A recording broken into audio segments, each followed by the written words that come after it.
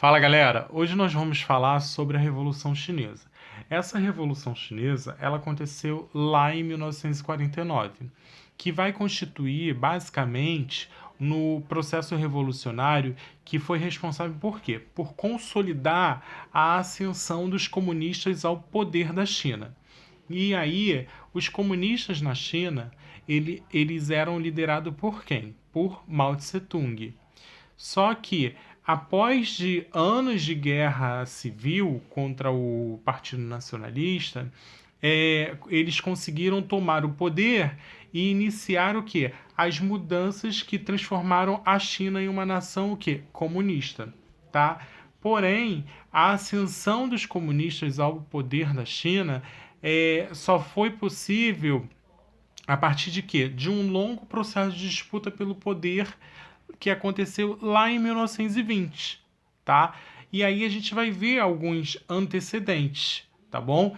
Que eles vão acontecer de forma assim que vão ter grande importância para ser analisados entre outros processos dentro daquele país ali no início do século XX, tá? Então, com o fim da monarquia na China, ali no começo do século XX, ela era uma nação que foi governada por quê? Por uma monarquia, tá? E aí seu território ele havia sido o quê? Invadido por uma série de potências que durante o processo neocolonialista eles estavam ali presentes, tá? Só que essa presença estrangeira na China, ela vai motivar o crescimento de movimentos nacionalistas, que desde o século XIX eles atuaram no país provendo o quê? Revoltas, tá? Porém, com a virada do século, o nacionalismo chinês ele cresceu. E a partir da Revolução de 1911, que é conhecida como a Revolução Xinhai, onde a dinastia Manchu ela foi destituída do poder e vai colocar o fim da monarquia chinesa, tá? E aí, aqueles antecedentes que eu falei lá atrás para vocês seriam a república, o comunismo, né? O próprio fim da monarquia, tá bom?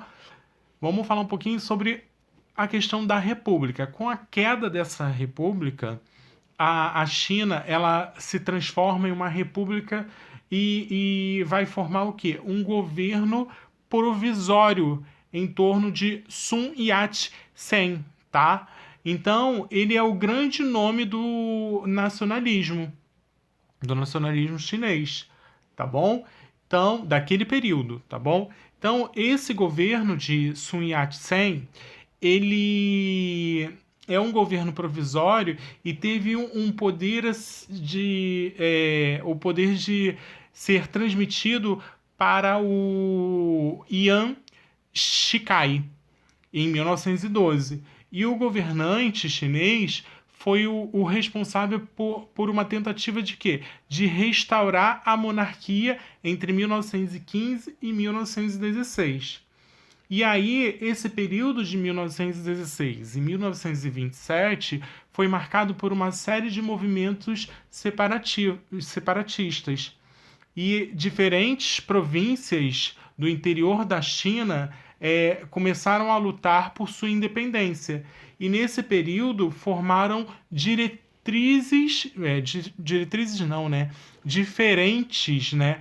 Zonas de influência sobre o comando dos senhores da Guerra da China, como por exemplo, os chefes militares que exerciam o poderio nessas localidades. Então, dentro desse contexto, uma grande força passa a lutar contra os senhores da guerra para o quê? Para garantir a centralização do poder na China. Então, o Partido Nacionalista, também conhecido como Kuomintang, tá? Outro fator também que causava incômodo nos nacionalistas chineses, que também eram a continuidade das forças estrangeiras. Aí a gente vai ter o comunismo presente dentro da China. E com a presença do comunismo, enquanto tudo isso e todos esses fatos iam acontecendo, né, dentro do território chinês, despontava as forças, né, comunistas dentro daquele país, tá? E aí o fortalecimento do comunismo na China, ele foi inspirado por quê? Pelo processo da revolução organizada pelos bolcheviques, tá? Isso lá na Rússia em 1917. Então, o fortalecimento do comunismo na China, nesse período, ele também teve diretamente, assim, ele estava diretamente relacionado com o fortalecimento do poder como eu posso dizer, do operariado, né? Do operariado chinês. E aí, por causa desse fortalecimento do comunismo, funda-se em 1921 o PCC, o Partido Comunista Chinês, tá? Originalmente, ele era formado por 57 membros que, lentamente, como a bandeira, a organização do operariado chinês. Então, entre esses 57 primeiros membros do PCC, o Partido Comunista Chinês, estava o Mao Tse-tung, o nome que seria fundamental no sucesso do partido nos anos seguintes, tá? E aí, após a fundação do PCC, os primeiros anos da relação desse partido, o Kuomintang, eles foram pacíficos. E aí, principalmente, por causa do quê? Da mediação da União Soviética, que fornecia armas e outros recursos aos nacionalistas em sua guerra contra quem? Contra os senhores da guerra, tá? Então, com isso, os comunistas eles foram aceitos nos quadros nos quadros aos nacionalistas. Mas eles estavam o quê? Submetido ao Sun Yat-sen, que era o líder de quem? Do Kuomintang. Então, essa atitude, que acaba sendo paradoxal, a atitude do governo soviético, ela é explicada por quê? Pelo fato de Stalin ele acreditava que o quê? Que os comunistas chineses eles não estavam preparados para quê? Para organizar a transição ao socialismo. E nesse momento eles deveriam apenas se preocupar em garantir o quê? A soberania e o fim da interferência estrangeira. E a relação nacionalista e comunista, né, vai ser alterada, né, a partir do momento que Chiang Kai-shek ele vai assumir o poder do Kuomintang em 1925 e a ascensão de Chiang vai ocorrer após a morte de Sun Yat-sen. E Chiang ele vai liderar, né, os nacionalistas na luta contra os senhores da guerra. Entre 1925 e 27, essa luta contra os senhores da guerra contou com o apoio da massa comunista.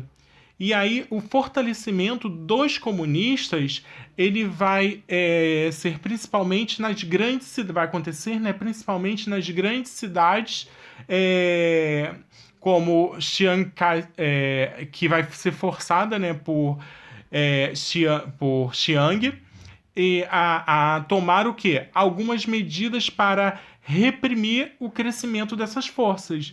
E essa repressão vai manifestar vai se manifestar, né, a partir de ações do Kuomintang, que agora ele vai estar, né, em aliança com os senhores da guerra.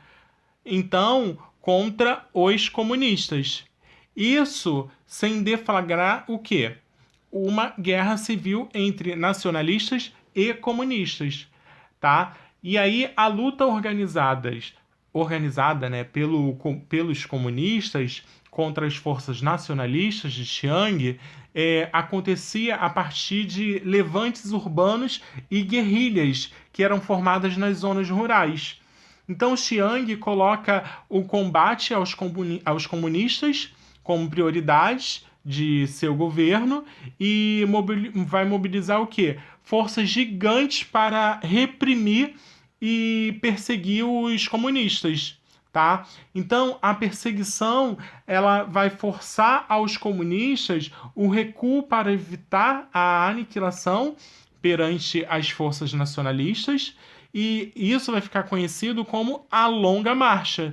Então, a Longa Marcha ela fica reconhecida como recuo para evitar a aniquilação, o quê? Perante as forças nacionalistas, tá?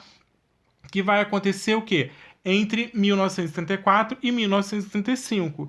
E aí as forças comunistas elas fizeram um percurso de cerca de 10 mil quilômetros que saiu da região de Chiangashi e Fujian, que vai estabelecendo-se em Wuhan, né? E a Guerra Civil Chinesa ela foi parcialmente suspensa por causa de um inimigo comum que ameaçava tanto os comunistas quanto os nacionalistas, tá? Que eram os japoneses. Então, o Japão, nesse período, na década de 1930, possuía um governo alinhado à extrema-direita. E era o quê? Extremamente militarista e alimentava o quê? As ambições imperialistas sobre as regiões vizinhas. Aí a China era alvo do imperialismo chinês desde os finais do século XIX e as ações do Japão em relação à China vão se tornar o quê? Mais contundentes. Sobretudo o quê? Após a invasão da Manchúria em 1931. E a crescente hostilidade japonesa em relação à China vai dar início a um conflito quando o Japão declara a guerra em 1900 a China, né, declarou a guerra à China em 1937. Isso vai marcar a Segunda Guerra Sino-Japonesa.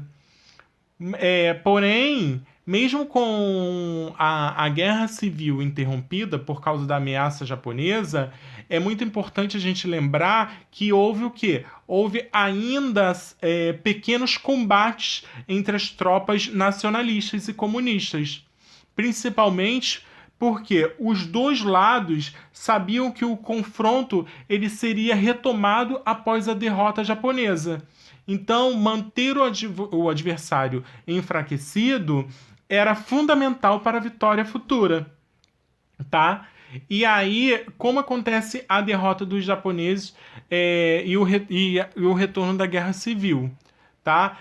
Com a derrota dos japoneses em 1945, os líderes dos nacionalistas e comunistas, o Chiang e o Mao Tse-tung, eles respectivamente eles se reuniram para quê? Para negociar a formação de um possível governo conjunto na China.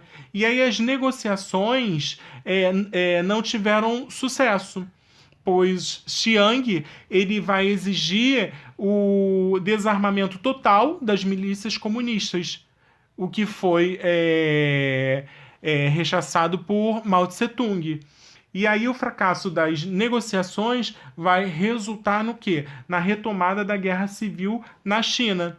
Chiang vai receber forte apoio dos Estados Unidos, o que vai escapar aos olhos de Chiang naquele momento era que os comunistas haviam saído extremamente fortalecidos entre a população camponesa no interior da China. Então, a luta contra os japoneses e a implantação de medidas revolucionárias para garantir o acesso dos camponeses à terra vai trazer apoio maciço aos comunistas.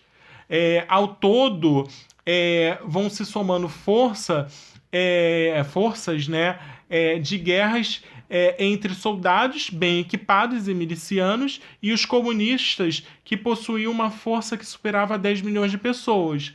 Então, essa segunda fase da Guerra Civil Chinesa, ela vai se estender de 46 a 1949. E aos poucos, os comunistas, eles foram impondo seu domínio sobre o interior da China e reduzindo o quê? O poder dos nacionalistas, as grandes cidades.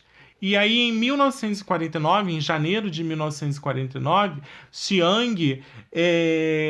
Chiang, os nacionalistas e a alta burguesia chinesa abandonaram o país e partiram na direção de Formosa, que é a atual Taiwan. Taiwan tem o nome, antigamente chamava-se Formosa. Tá? E aí, em 1º de outubro de 1949, Mao Tse-tung ele vai proclamar a República Popular da China e as medidas revolucionárias que vão transformar a China em uma nação comunista, tá? Que vai começar a ser realizada a partir daquele momento, tá bom? Um abraço, tchau, tchau.